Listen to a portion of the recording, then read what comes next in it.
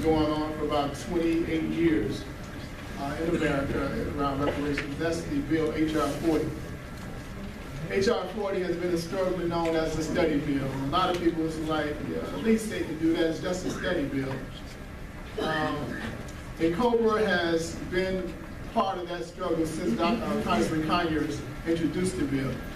We've had a series of town hall meetings, hearings on Capitol Hill, testimony we supported, mobilizations, etc., around H.R. 40.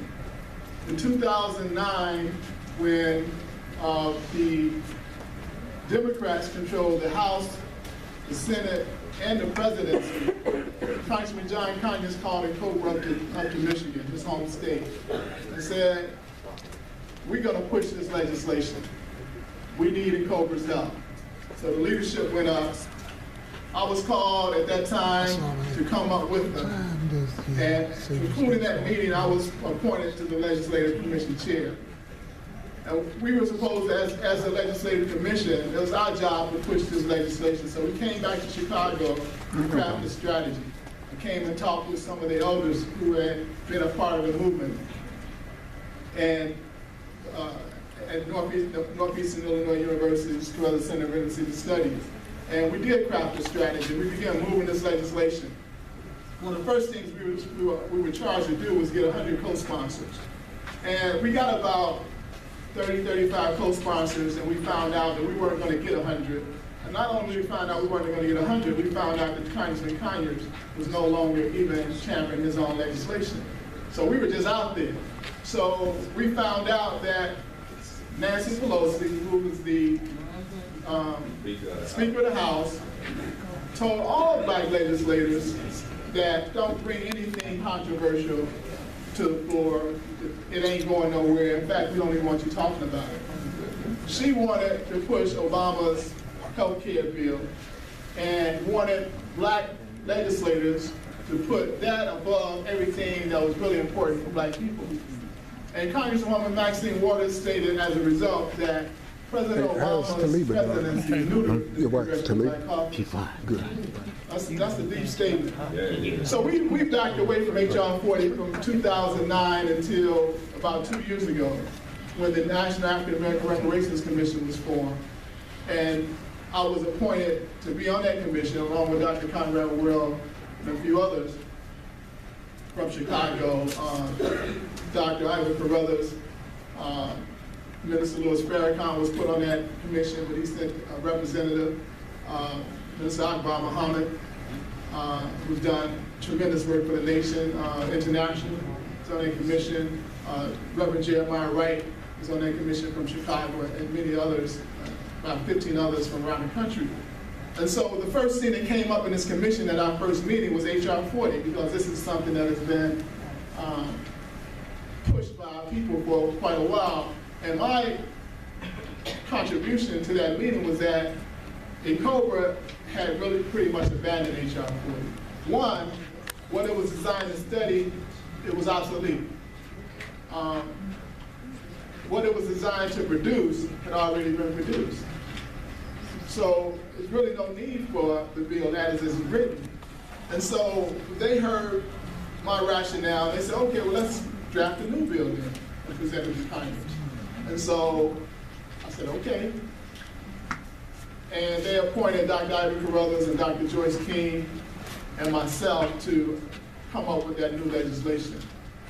We drafted the legislation, got some buy-in from the rest of the commissioners, got some buy-in for Movement of Black Lives, young people who are engaged in the struggle, who you'll hear from a little later. And we presented this new bill to Congressman Conyers. He accepted it, new changes, minor changes, and he introduced it January 3rd of this year.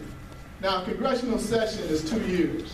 So you have 2 years to, if your legislation is introduced in the first part of that congressional session, to move this legislation. What took place in 2009, when he called it COBRA, it was the second year of the session. And after 4 or 5 months, by May, June, we saw we weren't going to get the numbers we wanted, so we abandoned the bill. We saw again that Conyers was not interested in this bill at that time. So we're at the beginning of this Congress. Congressman Conyers has indicated through his actions that he's supporting this bill, that he wants to pass it. He's 89 years old, 87 years old. There was he held a briefing in Congress and in the House building last Thursday to brief congressional staffers about this new bill. What was the rationale for producing the new bill? What was different between this bill and the original H.R. 40? And what was this bill designed to produce? And so I was there to engage the staffers in that conversation so that we can get them signed onto the bill and then move this through the process. Before the hearing, we had 23 congresspersons signed on. That's the most congresspersons signed on at the time this bill has been introduced since about 14 years. We worked hard in about 4 days just to get those 23 on. 7 were non-CBC members, non-black, and the rest were, 16 were people of African descent. And at the conclusion of the hearing, the newly elected young brother out of Louisiana, Cedric Richmond, he's newly elected chair of the Congressional Black Caucus, signed on as a co-sponsor. So now we're saying, okay, this young guy that you all just elected to represent you as a body, he signed on. We want all the CBC members to sign on. So that's the work we have to do going forward.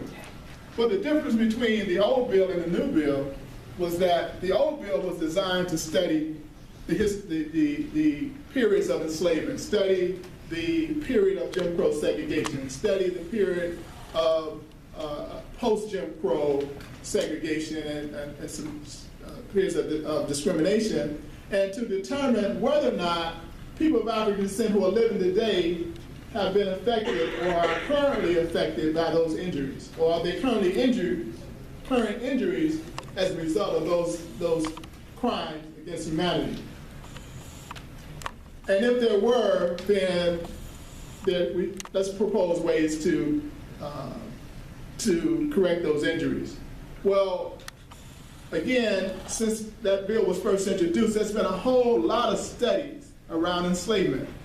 There's been the international community, as well as the last 3 presidents, have all stated that the periods of enslavement currently mark the lives of people of African descent living right now. So we don't need to study to determine that. In the House Apology and the Senate Apology, they quote Presidents Bush and Clinton stating that the issues that we face as African people are directly related to that history. Barack Obama, in his speech after Trayvon Martin's killer was acquitted, made the same statement, that the ills you see in the black community is a result of this, what he called turbulent history. And so we don't need a bill, we didn't need a bill to study that. The working group of experts, the people of African descent, come bringing their proposals